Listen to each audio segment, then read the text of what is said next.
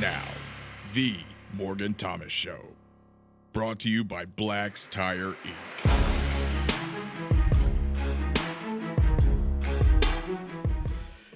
Here we go. We are back. It's Morgan Thomas and Big Al, Alan Adams. And we had a little bit of disconnection there, Al. So we started out, Skype updated on us, and you disappeared from the screen. And then we just had a disconnection. The internet's still working. It looks like the server that I use to stream to everywhere, like Facebook, YouTube, and Periscope, went down. It crashed for just a moment. And so when I went back in, it said error, and that caused the whole stream to go down. So we're back, and we had a ton of people over on YouTube and Facebook. Thank you for joining us. If you're joining us again, thank you for returning to us. If you missed it, we recorded everything. So that's good. I record everything locally so that you'll be able to see it on our YouTube channel as a replay or on our website at southlandclub.com. You can check that out as well. Thank you for joining Facebook and YouTube tonight. Again, segment number 1, we talked about what Paul Finebaum said and really what Kirby Smart said about calling out Dabo Swinney for recruiting practices that he thought were silly, I guess, or I believe he thought he were silly. In my opinion, he was laughing at him, so I think he thinks it's silly, but he didn't say the word silly. But obviously, Kirby Smart does not like that Clemson is out recruiting Georgia, or at least hanging with Georgia. And I think that Georgia has got bigger problems than just Clemson. I don't think that Clemson should really worry about Georgia in the sense that, you know, they need to keep worrying about themselves, just like Dabo Swinney does every single year. He talks about the don't worry about the game in November until you've played the game in August or September. You know, play the next game first, one day at a time, 1 week at a time, one game at a time, and eventually you'll get to where you want to be if you focus on the goal every single moment that you go out there. Same thing in practice. When I go talk to these players in practice, they say the same things. Hey, it's not really about the atmosphere, the national championship, the stage, the bright lights, or anything like that. It's really about just being Clemson, doing what you're supposed to do every single day, in and out, every single play. And so I think Clemson just worries about Clemson, and they'll just be fine. But Al, do you have any final thoughts on what Mark Childress was saying on Georgia in general before we bring on our next special guest? No, absolutely not. I think we pretty much covered it all, and I'm ready to hear from Houston, see what he's got to say, my friend. Before we hear from Houston, let me tell you about our segment sponsor, our second segment sponsor, and that is Tiger Sports Shop. We don't just dress for success here on the show, on Morgan Thomas Show. We TS for success, and that is Tiger Sports for Success. You can go to tigersports.com and shop online and get anything you'd like if you want it delivered to you if you don't live in the Clemson area. If you do live in the Clemson area, I just talked to Sean last week, one of the general manager for the Tiger Sports Shop, and he mentioned that they are in the process, or on Friday they were going to open up the store, and they had X's and spaces, 6-foot spaces in the checkout lines and everything, and they were only going to allow a certain amount of people in at one time. So go check it out if you're in downtown Clemson, or if you're on Tiger Boulevard, go check it out at Tiger Sports Shop. And it, like I said, if you're outside of Clemson, can't get there, they ship also from the website tigersports.com. I am wearing one of their exclusive Tiger Sports apparel, and this is like a purple Clemson polo. Al also is wearing some stuff from Tiger Sports Shop. Yeah, I got my orange Cutter and Buck Dry Tech. It's got kind of the old school fancy little tiger on there, which I like. You know, anything, any kind of old logo that they have, any retro logo they bring back, I'm always in love with. So the paw is classic. It works on everything, and of course you see it on my hat. You see I wear this hat everywhere. But I like the other logos as well. So yeah, check out Tiger Sports Shop. They're the best of the best. Everybody knows it. If you're buying Clemson apparel, everybody knows to go to Tiger Sports Shop. They have the biggest and the baddest selection. So they have their location downtown Clemson. They also have one on the US 123 bypass. Go in there, check them out, talk to Sean or Julie, tell them Morgan and Allen sent you. And let's get started with segment number 2, and that is Houston Burnett. He is an author for southlandclub.com, and in his biography says, "I love Clemson so much, I graduated twice." I love that. Al, it's time for you to graduate twice from Clemson, by the way. He says he loves sports and dogs. He loves his dog. He loves he has his dogs named after pro athletes. He loves his wife, and even though she is a Gamecock fan. Oh, we won't hold that against him tonight. He's a big movie and TV fan fanatic. I hope he's a Star Wars fanatic. but he is from Greenville, South Carolina, and he is a barbecue, I'm just going to say connoisseur because I can't say that word, but he's a barbecue connoisseur. Welcome to the show, Houston. Yeah, it's a barbecue sommelier. Barbecue sommelier. Sommelier. Well, I knew that was what it was. I just wanted to make sure you could pronounce it right. Absolutely. I'm here to help out in any way that I can, man. And I figured, when you're living in Greenville, South Carolina, and you've got you're a stone's throw away from any kind of pig picking, you can consider yourself a barbecue sommelier. Yeah, this is kind of the area where great barbecue is from, and I love some smoking pig. That's for sure. We can talk about that a little bit later. But Al, a little bit later on this month, or earlier on this month, on May 1st, Houston came out with an article for the SouthlandClub.com. 10 unique road trips Clemson football should think about, and it actually did really well. Houston, I wanted to ask you, what was your reason for writing an article like that? Well, there's a couple of reasons. I think I outlined this at the very beginning. We're all kind of stuck right now, and I think a lot of us. I initially thought about some more deeper things, but right now everything is so deep, or every commercial on TV is like kind of somber. And I wanted to be a little bit more cheery. I think everyone in the world wants to travel right now and wants to get out. And I wanted to put a spin on that. I'm not much of a person that loves to fly on planes, but right now, honestly, I would get on a plane right now and fly halfway across the world just to travel and get out and go around and visit things. And I got to thinking about it more. There's a lot of places that I want to go. Visit Clemson games. Whether that's SEC or the Big Ten or wherever. But I'm a little bit more unique in my thinking of. I think there's a lot of places when you say, where do you want Clemson to play? There's going to be some typical names. It's going to be LSU, Florida, Tennessee, Alabama, everywhere in the South. Or if not in the South, Ohio State, Michigan, USC, Texas. And some of those are on the list, but, a lot of them, you don't really think about what's fun to do around there, or what's really cool about the road trip itself.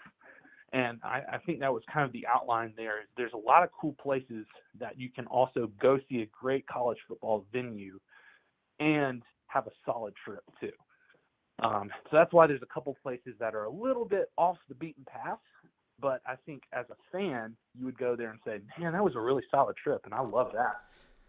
Right. Again, we're talking to Houston Burnett, writer for SouthlandClub.com, and his most recent article talking about places that he would like for Clemson to travel to, or Clemson football should travel to. Let's go down the list, and I'll kind of go through it. And Al, I want to get your opinions on it as well. So he started out with, he had top 10, all right? So Boise State was his number 10. Now, Boise State is kind of famous for that blue field. It's the Broncos there. I don't know if I necessarily want to play Boise State. I mean, I know they played on that field many, many years ago. I think when you and I were maybe in high school or in college still. So they did play there for a bowl game, humanitarian maybe. Maybe my mind's going right with this. That's right. What do you think? Would you want to go back to Idaho? I don't really care. I mean, it was cool. It was in high school, or I think it maybe even middle school. I know I was in our new house, but it wasn't in college. That's too late, I think. But yeah, I remember we played the Humanitarian Bowl there. It was an interesting game. Pretty sure we played Louisiana Tech there. It was cool because you hear about this blue field all the time. The blue field is so different, and we were on it. It was like, wow, this is kind of neat. And the neatness kind of wears off relatively quickly. But I wouldn't mind going back there, but it's not one that would have probably made my top 10. And then the next one he has, I believe, is definitely one for me. Maybe one of my top is Madison, Wisconsin. Yeah. I've talked to you about this many times on the show, is that Wisconsin's kind of like, I want them to be my second team if I can have one. I don't think I'm really allowed one by you. I don't think you will let me have a second team. But if I had a second team, if there was no Clemson in the world, judging by how things have been going right now, I guess I would make it, but I wouldn't be very happy about it. But Madison, Wisconsin, I mean, Camp Randall Stadium, I mean, you got to go there. That would be awesome to go see, and I would love to see them play Wisconsin. I think Clemson should play more Big Ten teams, to be honest with you. I think that those teams probably be a healthy bounce around from, the Notre Dames of the world. I'd like to see them maybe play those guys. I'd like to see them play them and go, but I don't want them to just get only an away game. I would love to get a home and home, so, treat them to Death Valley as well, because a lot of teams don't get Death Valley until they come here and end up like Brian Kelly's face on that meme when he showed up. Yeah. So a lot of teams don't get that. Again, then he has number 8, Austin, Texas, which he says he's never lived in Texas, but his name is Houston and his brother's name is Dallas, which Houston, you're going to have to tell us a little bit about this. Why are you named Houston? Your brother's name's Dallas. So I'm the youngest of 4 boys. And I'll say this, it's a complete coincidence. At least I've been told. Hopefully there's not the greater story there, but my brother was named after like a Christian artist, a Christian singer by the parents. And then I still to this day believe that I'm an oops baby, and because they've given me two stories. And one, my dad says that his science class when he was a teacher named me, and then my mom says that there were a couple babies that were named the name that she really wanted to name me that day, and so she just settled on Houston. So I'm just kind of like, all right, well, we don't really know my origin story there for the name, but I somehow ended up with a second Texas name out of the family. Well, I have been to Austin. I was stationed there in the military, or right outside of there in the military, Fort Hood, and so I have had the opportunity to drive past that stadium. Beautiful looking stadium, beautiful looking town. Didn't stay there very long, so don't really know that much outside of it. But Texas in general is just a pretty place. I mean, you just go to Texas and just drive around listening to George Strait all day, and it's the life. I mean, it is like America, red, white, and blue as you can get for sure. Next up is another big one for me and Al. I think you have this one in one of your ones that you'd like to go to. We just need to save our money up and go to these. Clemson playing at Happy Valley against Penn State in a whiteout. For me, I don't think Houston put in a whiteout specifically, but I'm going to go ahead and put in a whiteout. That would be a pretty epic experience, don't you think?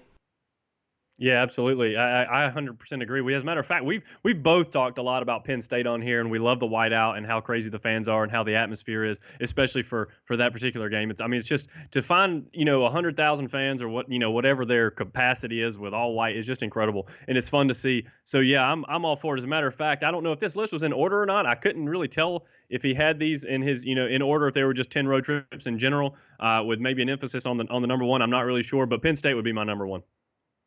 Okay, so Penn State would be your number one. I mean, for me, it would definitely be up there. Would it be my number one? I'm going to have to come back to that. I didn't really put down my number one either. Then he's got Lincoln, Nebraska, for Nebraska, obviously, and then Morgantown, West Virginia now. It does have Morgan in the name, but I don't really know if I want to go to either one of those. Why did you pick those two places, Houston? I mean, maybe I don't want to offend any of my West Virginians out there, but I don't know. I might be a little scared of the mountain men's out there. No, yeah. So Nebraska, and look, this is just kind of there's certain things that bring nostalgia back to me. Even though Nebraska is not the same as it used to be, Nebraska was that game that you turn on at like 5 o'clock when you're in between games on that random Fox Sports affiliate. More than likely when they were back in the Big 12, and watch either them blow out or watch some team blow a big lead in Memorial Stadium and then come back and win. And they're not the same team from the 90s, but it still, I think, would be something that a lot of Clemson fans would want to do, a road trip out to Memorial Stadium in Nebraska. It still holds weight. Nebraska is similar in fan base, like a fan base, stadium size, everything like that, to Clemson. A little bigger city. It's a big city, but it's still in the middle of Nebraska. And so I think it would be a very unique road trip. You go for the game itself. I think I've heard Lincoln is a cool town. And so that would be one. And then for Morgantown, look, the only reason I have it as high as I do is simply because of the Orange Bowl. And I outlined that in the story. So if you look at it, it's your Dabo's been beat 8 times by 17 plus points. and most of those have been avenged. I think there was a few to South Carolina, Florida State, NC State, and then there's a couple that we do have games to go, get maybe avenged at those big losses back in Athens, going to Baton Rouge in 2026. But we don't have something for the Orange Bowl, and I guess that the most bitter thing about it is because West Virginia and Clemson took two totally different trajectories after that game. Everybody thought West Virginia was on the rise and Clemson was just going to be muddling. Well, Clemson has gone on to become this giant, and West Virginia has floundered that momentum they got from that. And I don't know. I want to go up there and beat the brakes off of West Virginia just because they wore us out my junior year of college. Yeah, I could see that. I like that. There's definitely some history there. It might be a heated rivalry for sure. You've got Nebraska. There's some history there between Nebraska and Clemson. There's definitely some history against West Virginia and Clemson. And then kind of in breaking into your top four, one that I really love is Provo, Utah, BYU, the place that most people may not understand why. BYU, why would you put BYU on the top? But if you just go take a picture or go look for a picture of Lavelle Edwards Stadium, wow. You're like in a stadium surrounded by college football fans, watching college football and giant Rocky Mountains all around you. What better place to watch some college football?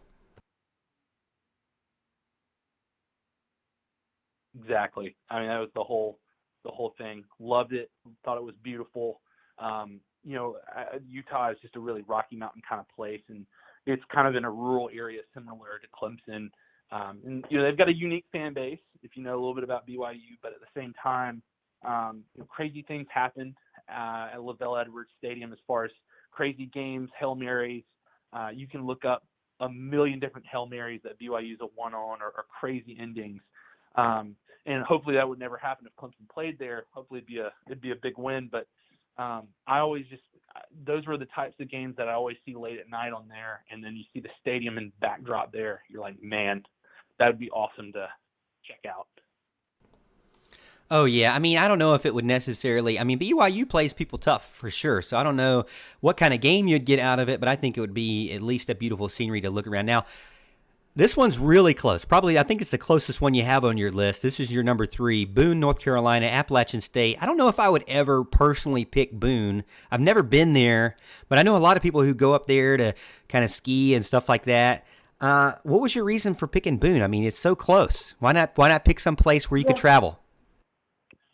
Yeah, well, see, Boone, I think, is a very unique city. I think you mentioned it. You can go up there and ski. It's in a very, very beautiful part of North Carolina, and honest here that App State was one of the places I was looking at along with other colleges with Clemson. But I think you see now a few other schools that are thinking about doing that. South Carolina is lining up trips to go to Boone. North Carolina is going there. Wake Forest, Miami. So it's not uncommon to see large opponents go there.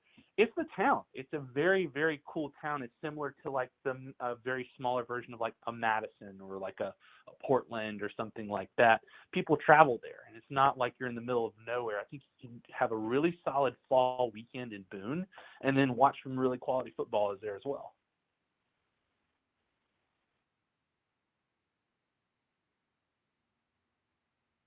That's fine with me.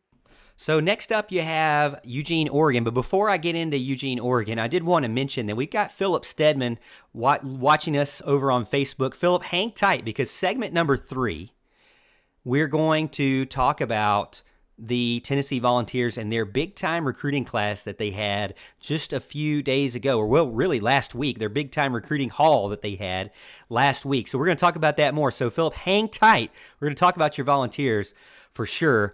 A lot of people saying that they agree with your Boone pick, so maybe I should give it a chance. Even though it's so close, maybe I should give it a chance. This is one, number 2, that I thought would be this was one that I think that makes more sense, or at least for me, one that I might pick would be Eugene, Oregon, Autzen Stadium out there. And then your number 1 is Seattle, Washington. So 2 Pacific Coast teams. Why did you pick all the way on the other side of the country? So, first off, I love the Pacific Northwest. I've gone out there, and it's a gorgeous place. It's different. It's a different kind of scenery than here. I love South Carolina. I like the way that it's set up in the forest. It's beautiful, but the Pacific Northwest is just different. It's a very different kind of scenery. And Oregon, I like you said how you thought Wisconsin was your second team. Oregon would be what I would consider my second team. I was very infatuated with their uniforms growing up in high school. Is when they switched from like the kind of gnarly green and yellow that they had to those like sleek Nike uniforms with Joey Harrington. And so I always loved Oregon. It's just a really sleek-looking stadium and campus in the middle of this lush green forest in Oregon. And you're not far from Portland, which is about 2 hours north, which Portland's a pretty quirky town. I'd recommend the visit. And then getting to number one, look, I don't just mean Seattle should be just a Clemson football road trip. I think every sports team that Clemson has should take a road trip up to Seattle. Every athletic facility at the University of Washington is kind of together at this little lake head on Mont Lake. And it is the most beautiful setting. And when they say it's the most beautiful setting in college football, they're not lying. I love Clemson. Clemson's beautiful. There's nothing like a sunset at a football game at Clemson. But this is just different. You go there, you're literally late gating at this giant stadium. Their basketball arena is hooked onto the back of it. You're hitting home runs in their baseball and softball stadiums into this lake. It's really pristine, and it's about the size of Death Valley. I think they have roughly the same size comparisons as far as seating. So that place gets really loud on Saturdays, certain specific Saturdays of the year. And Seattle's a cool town. Seattle's a really cool place to go. I really enjoyed it when I went up there. Mariners baseball games are really underrated. But Seattle is just one of those places that Clemson's got to check out at some point or another. Yeah, I definitely agree with you on that. And Al, I think that you would probably agree with Oregon or as Mark Childress, other people say Oregon, and Seattle. I think you would probably agree with those two. He also had in his top three Boone, North Carolina. Al, do you think that Boone is a place you'd want to go? Sure, absolutely. Yeah, I like the App State guys. I mean, the Mountaineers are great. They've been kind of that giant killer for some time now. They always seem to kind of sneak up on these teams. Michigan, the very famous game back in the day, where they stun those guys. Look, it's kind of they've kind of got some some cachet about them because of that. That's what they're known for. And hey, I'm all for a trip there. But like you said in the very beginning, I think it's got to be home and home. If Clemson's going to visit these teams, I want them to come to Death Valley as well. You want to be able to show them what Clemson's all about too. But yeah, I agree with a lot of the names on this list. Oregon and Washington especially. It's funny. It seems like I end up mentioning my friend Greg that watches the show on almost every show. And he actually did some grad school work at Washington, so I'm sure he'll tell you how awesome it is there. And like I heard you calling out Phil, our volunteer fan, our man there. And look, I've already taken care of him on the comment line in Facebook a while back. I said, hey, you're gonna want to hang on till the end of the show, so it's gonna be fun. Got a little volunteer stuff to talk about. Well, I've had a chance to go to Seattle in the military as well. So I've been to Wisconsin for the military. I've been to Austin for the military. I've been to Tacoma, Washington, and it was beautiful. I had to stay out in the woods for leadership training for an entire week with no contact to the outside world, and I mean, it was just amazing. I mean, we were right there in the Puget Sound, beautiful water view, or basically ocean view, but it's kind of not really the ocean because it's calm, because it's kind of an inlet there. But the trees are just giant pine needles. One thing you have to be careful for is these big giant ants that they had. So they were not native to Washington State, but for whatever reason they were there. So if you're laying in the prone about to think you're going to attack the enemy, and all of a sudden you got something crawling up your leg, these ants are about 1 inch or 2 inches big. So you got to be careful because they scare the crap out of you. But, drill sergeants seem to like that. I don't know why they like stuff like that, but that seemed to make them happy that, we had giant ants attacking us. But Anyways, thank you again, Houston, for joining us. And I wanted to let you know that, again, he has been writing for the SouthlineClub.com. He's got his first article out. We just went through it. Go check it out, SouthlineClub.com. And he's going to be writing more for us in the future, especially as actual sports come around. But Houston, kind of give us a sneak peek before we let you go, a sneak peek into what maybe is your next idea. So there's a couple. I won't lead in too much. So I'm a college football junkie. I love it. It is the sport of sports. It's the most passionate of sports. I love it with all my heart. But there are ways that we could actually make college football better. How do we do that? How do you make college football better? Well, I've got a couple of ways that we can do it, and that's what we're going to do on the next piece. Awesome. Again, well, thank you so much, Houston, for coming in and joining us for segment number 2 and talking about your article. And we'll let you go and have a good rest of your night. Enjoy that with your family for sure. I hope you guys enjoyed it on Facebook and YouTube tonight. We're going to get into segment number 3. Before we get into segment number 3, I wanted to let Al talk about our third segment sponsor. Yeah, our segment number 3 sponsor is Heating Cooling Services, Inc.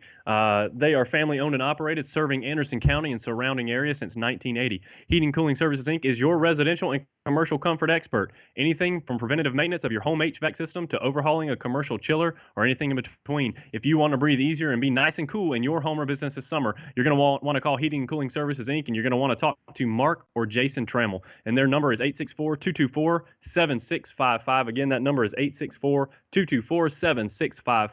They are good people who I've known for a long time. They saved me a ton of money when they worked on my air conditioner. And trust me, I've had a lot of problems with my air conditioner. They've done a great job, and I haven't had a problem since. So get in touch with Mark or Jason. They will take good care of you.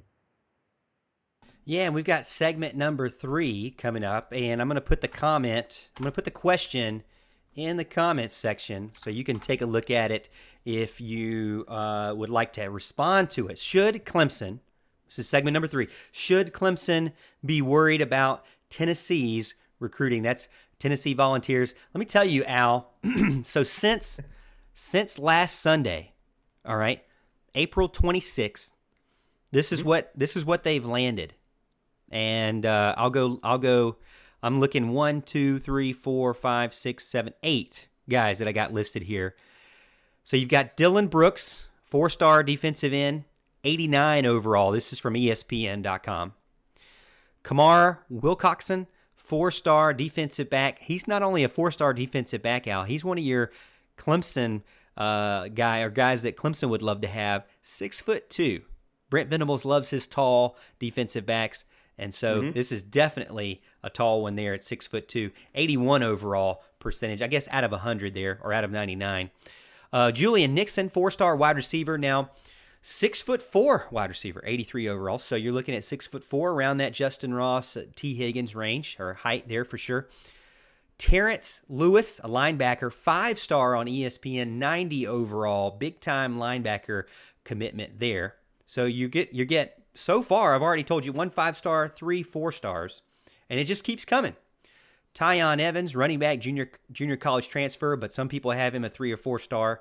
Deshaun Rucker, defensive back, 3-star, 80 overall.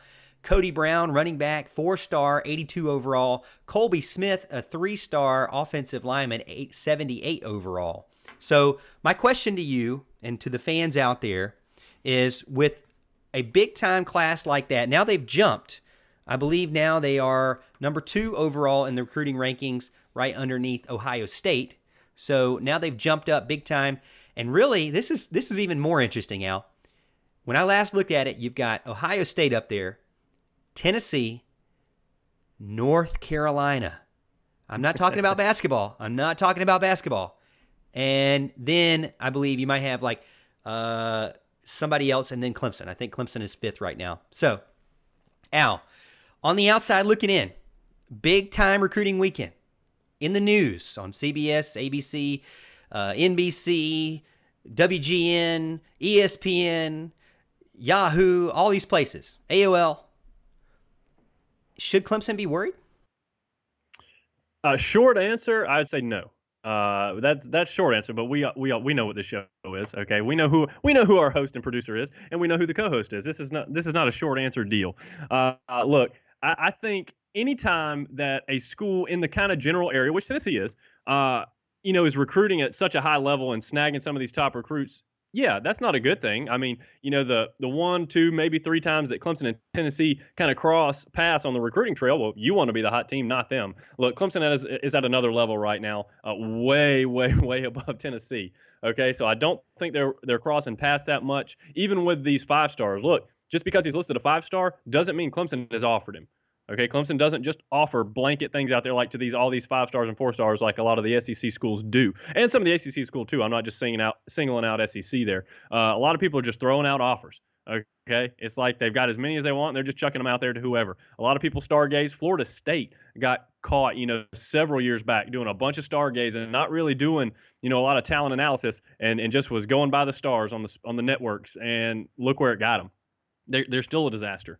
Okay, it's a dangerous thing to do. Clemson is one of the best out there, if not the best, at analyzing the talent and getting the most out of players that aren't ranked as highly as some of these other guys. And that's, the proof's in the pudding there with the Hunter Renfrows of the world, and especially the Isaiah Simmons of the world. Look what just happened with him.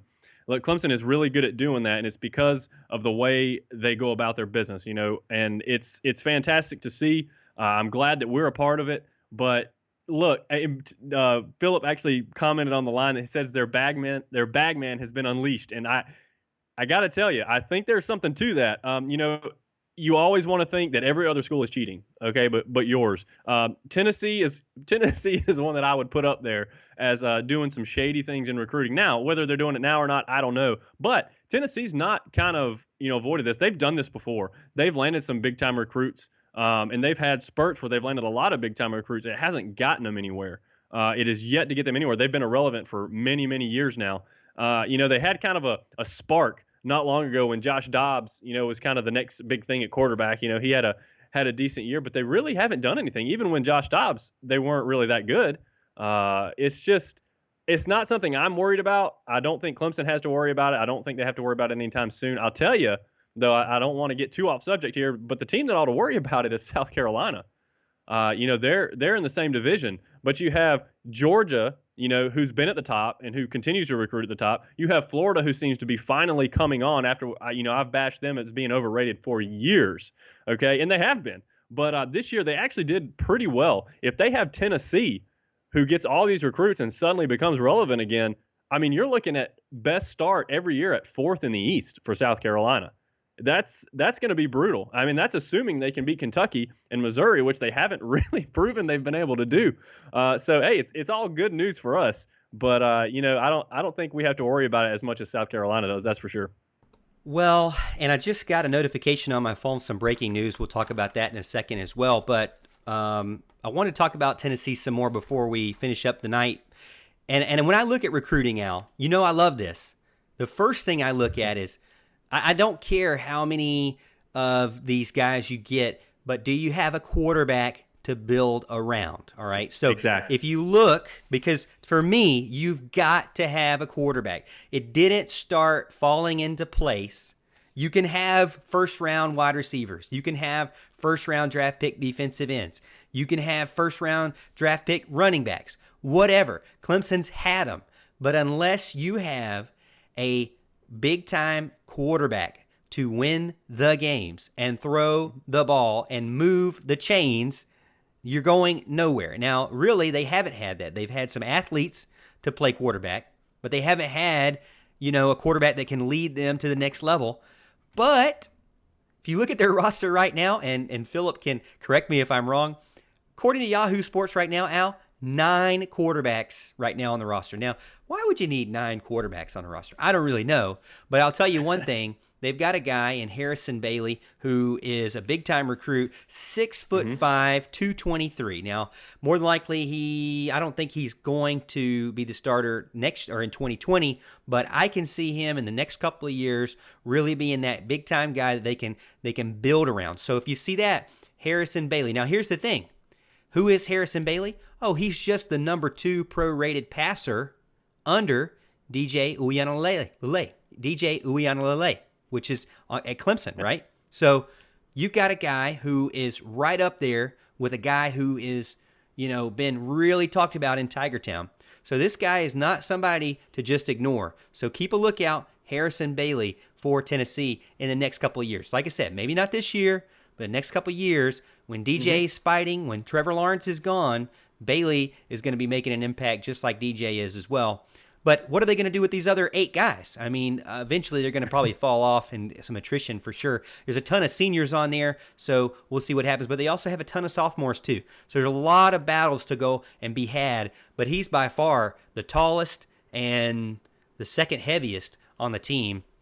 And I love some big giant quarterbacks because, unless you're Drew Brees or Russell Wilson, I mean, you got to be able to see over the offensive line. And being tall kind of helps you with that. So first thing for me is quarterback. Yeah, no, I agree. And look, Phil, I get it on the comment line. He's over here saying everybody does it. Everybody's cheating. I'm not so sure that's true.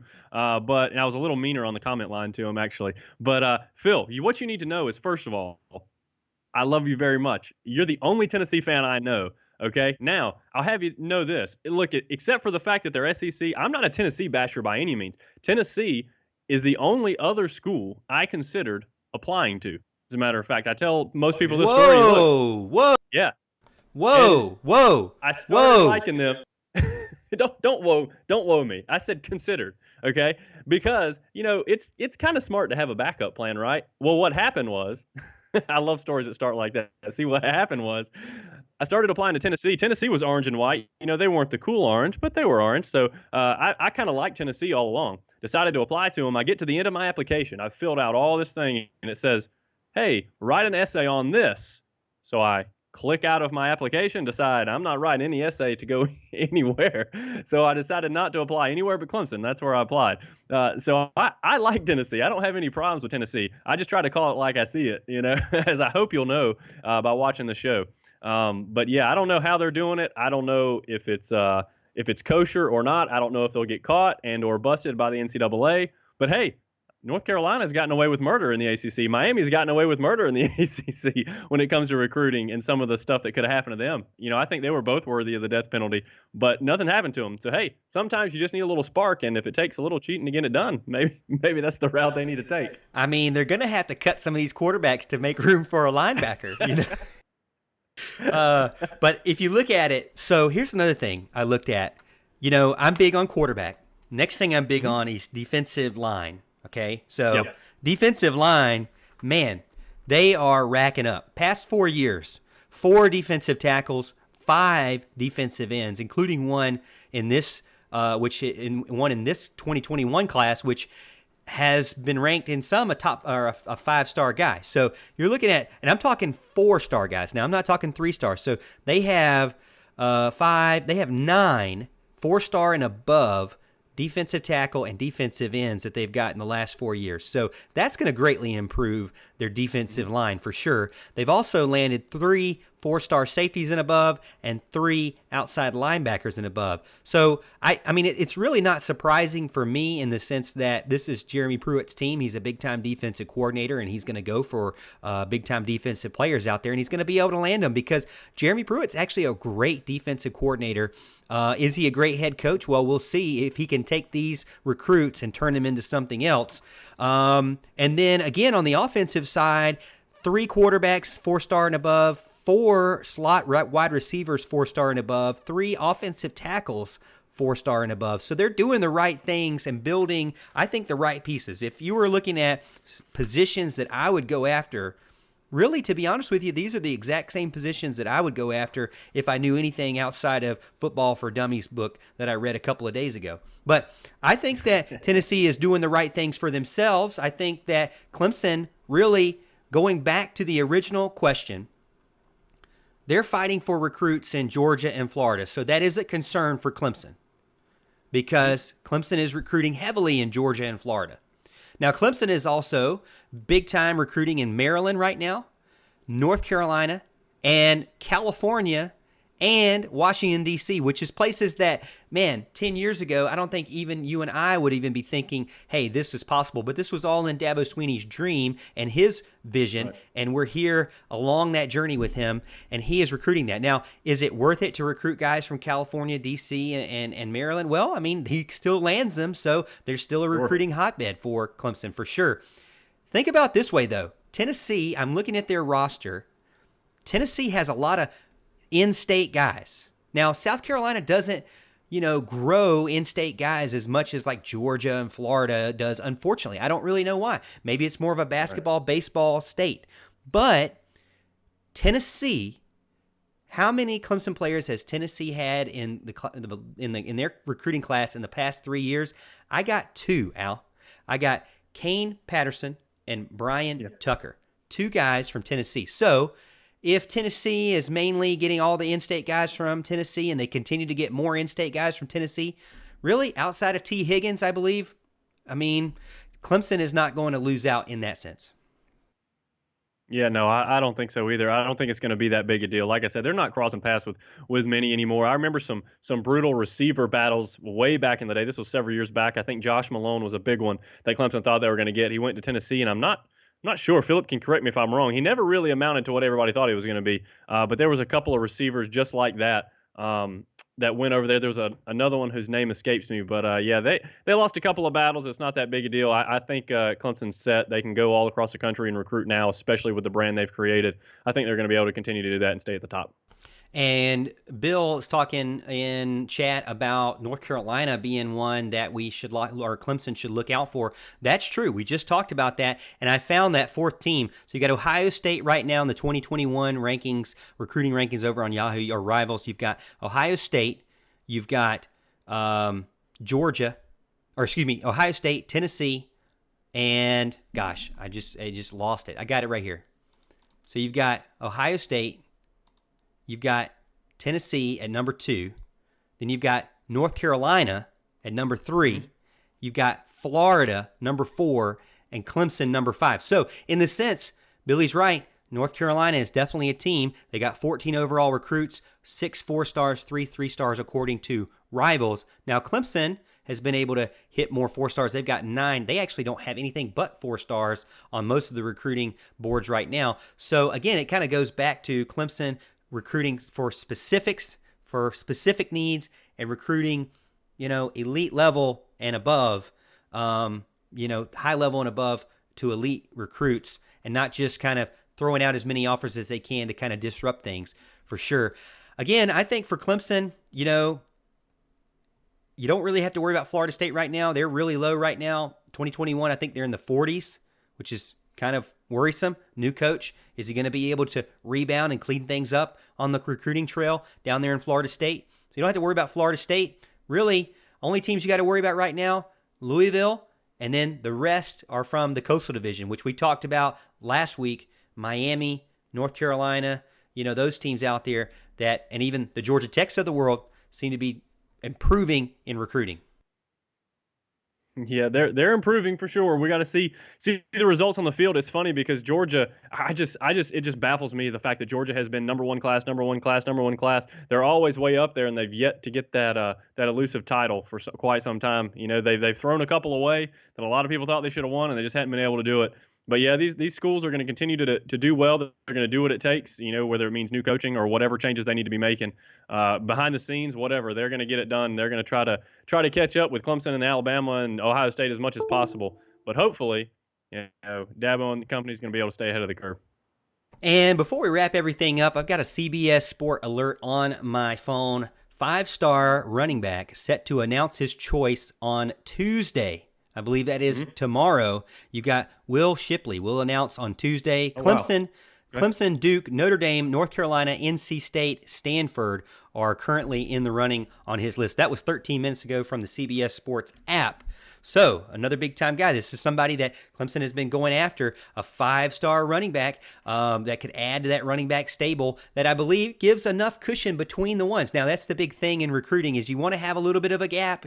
You don't want to overlap so many because then, like Philip was talking about in chat, if you get 9 quarterbacks all together, well, guess what? Clemson's had kind of the same problem. Not 9, But Clemson's Right. had some of the same problems where if you have so many that are all equally as talented or have very little difference in them, then what are you going to do? You got to pick one. The one you pick, the other three, hey, we're out of here. Unfortunately, that's the way the transfer portal right now. We might see that, Yep. like Philip said, with Tennessee. You might see a lot of these guys who were originally on this team before Pruitt or right as Pruitt was joining or the first year of Pruitt, might see them kind of jump ship and try to find another place now that he's trying to kind of build his own thing over there in Tennessee. But Clemson, for sure, I think this will be a good pickup. They got Bowman already, 5-star guy. They've got Travis Etienne, obviously, the 6-star guy returning this year. But I think it would be great to have Shipley as well. Yeah, no doubt. I mean, you're always going to want what at least the industry considers the 5-star guys. Clemson, if Clemson's offered him, I know they like him. So I'm all for it. It's one of those things that he's, down to several schools. I think Clemson's got as good a shot as any. So hopefully we'll be able to break down some Will Shipley film here soon. Yeah, hey, maybe that's something that we put on the list for sure for next week. I appreciate everyone watching over on Facebook. We had a ton of people watching. We had watch parties, got a couple people sharing watch parties. We really appreciate that. The way that you can help the show grow and continue to grow while we're kind of coming out of quarantine is to like the video as you're watching it. Join us live, like the video as you're watching it, and then share it to a group or share it as a watch party so other Clemson fans can enjoy the show and participate. That's the thing. Alan and I talk a lot, but we do have 2 ways that you can participate. And one is through chat, which we try to get you involved as well, but also is through our call-in hotline. That's the Charleston Sports Pub call-in hotline that we had some special guests on as well. So 864-772-6674, we put that live, and that is something not only our special guests can come on, but also you can come on. But again, if you don't want to call in, you can go in on Facebook or YouTube and chat with us as well. We appreciate you coming in and joining us for tonight. Happy May the 4th. May the 4th be with you. We hope you enjoyed watching. If you didn't watch and you're listening to us over on our podcast, check us out Monday night, 8:30 p.m. Eastern Time. We appreciate it. And again, Tiger fans, we'll see you at the top of the hill.